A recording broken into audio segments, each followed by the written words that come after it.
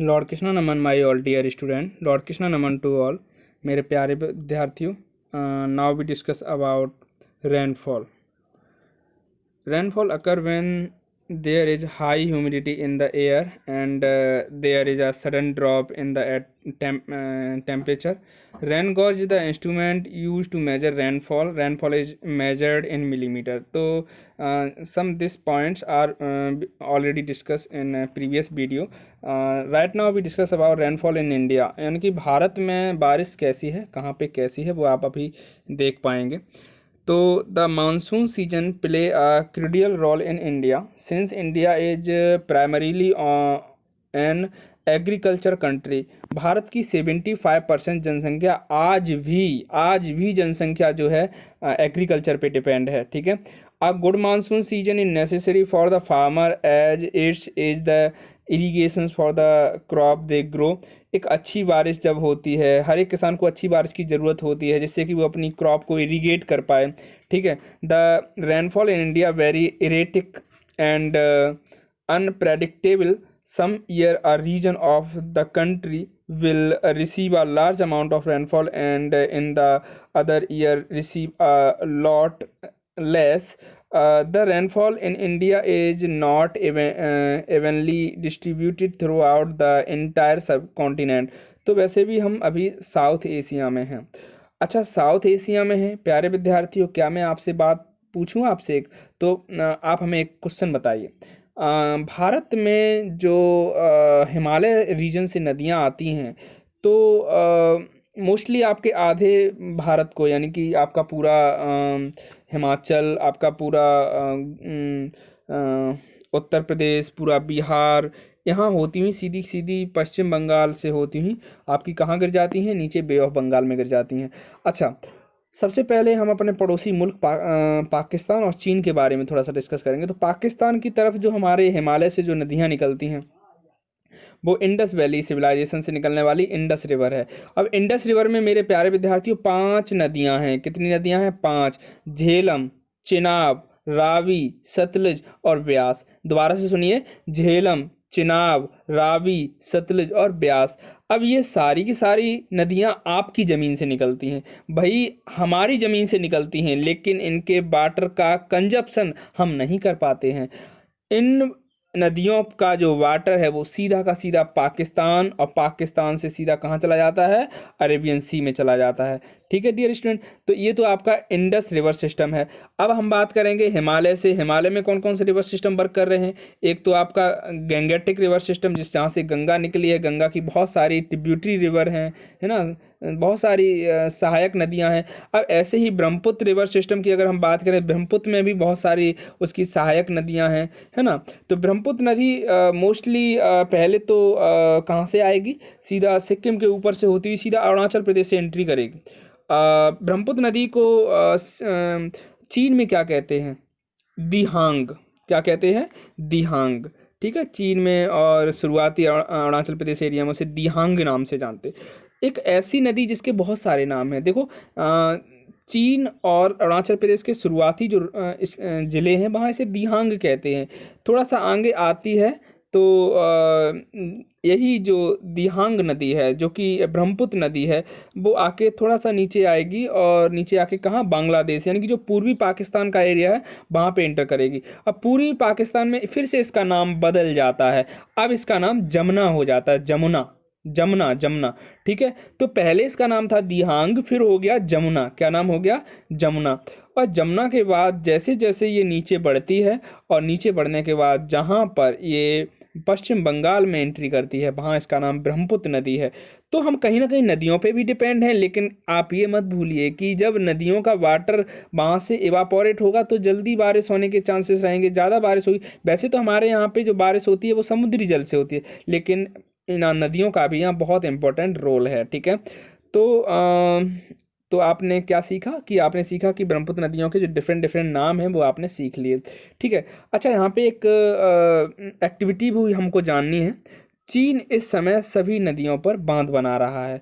In future इनसे क्या रहेगा, चीन जो है इन पे जब बांध बना लेगा तो गर्मियों के टाइम पे आपको पानी जल्दी से नहीं देगा, है ना, क्योंकि वह अपनी रिक्वायरमेंट फुलफिल करेगा। उसके बाद जब हमें बारिश के दिनों में जब हम ऑलरेडी बाढ़ में अपने कुछ राज्य बहा देते हैं, जब हम कोसी नदी का नाम सुनते हैं प्यारे विद्यार्थियों, हमारी आंखों में आंसू आ जाते हैं।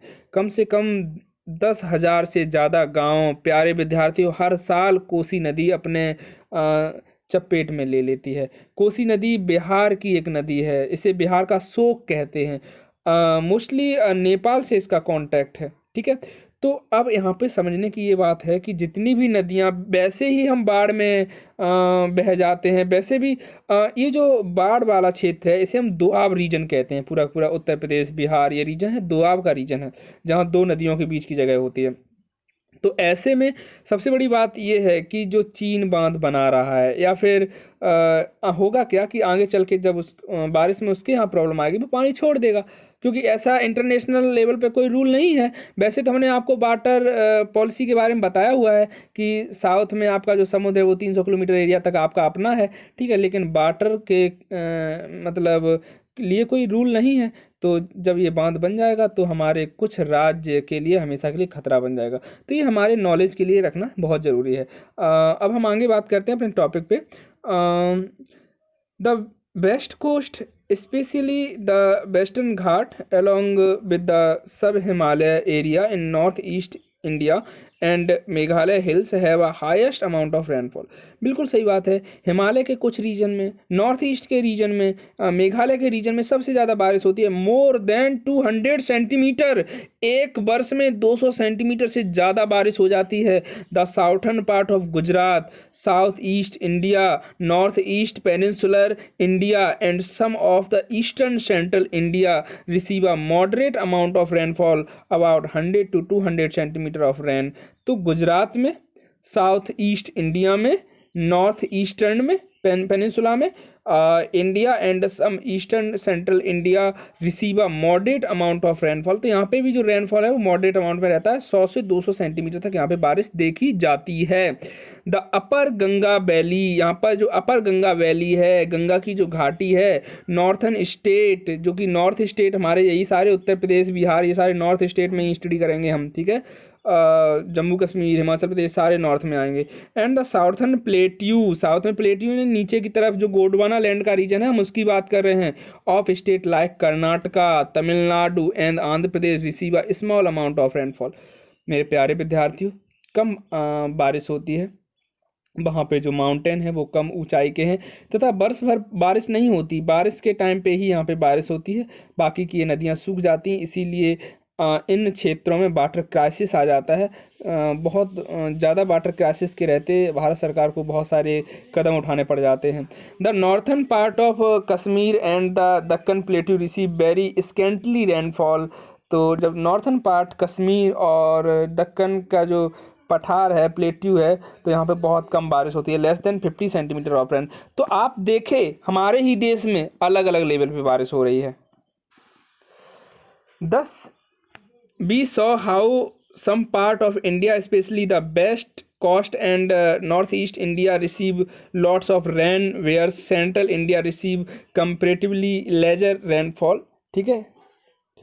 The percentage of rainfall India actually receive every year depicted by the graph। अगर हम ग्राफ की बात करें तो यहाँ पे एक ग्राफ दिया गया है, ठीक है। अभी आपकी क्लास में ये नहीं है, बस एग्रीकल्चर की बात कर लेते हैं। India has a huge population over 1.26 billion people. About 70% of these people are involve in agriculture sector. जैसे ही लॉकडाउन हुआ सभी लोग अपने खेती करने के लिए गाँव में आ गए, है ना। तो वैसे भी हमारा देश 70% अभी भी एग्रीकल्चर पर डिपेंडेड है ना। Their livelihood indirectly depend upon the incidence of the monsoon season every year। और यहाँ भारत की खेती जो है आज भी मानसून पर ही डिपेंड है। When India receive below 90% of the long period average rainfall, it is termed as the deficient rainfall, and the country receive more than 110% the long period average, then it termed at the excess monsoon। तो जब ज़्यादा बारिश होती है तो यहाँ ज़्यादा मतलब बाढ़ें आ जाती हैं, कम बारिश होती है तो सूखा पड़ जाती है। याद करो वो दिन जब इंदिरा गांधी जी प्राइम मिनिस्टर थी, देश रो गया था। क्यों? सूखा पड़ गई थी, लोगों के पास खाने को नहीं था, ऊपर से टैक्सेस, डिफरेंट डिफरेंट टाइप के कर, एक राजा के समय तो जजिया कर भी लगा दिया था।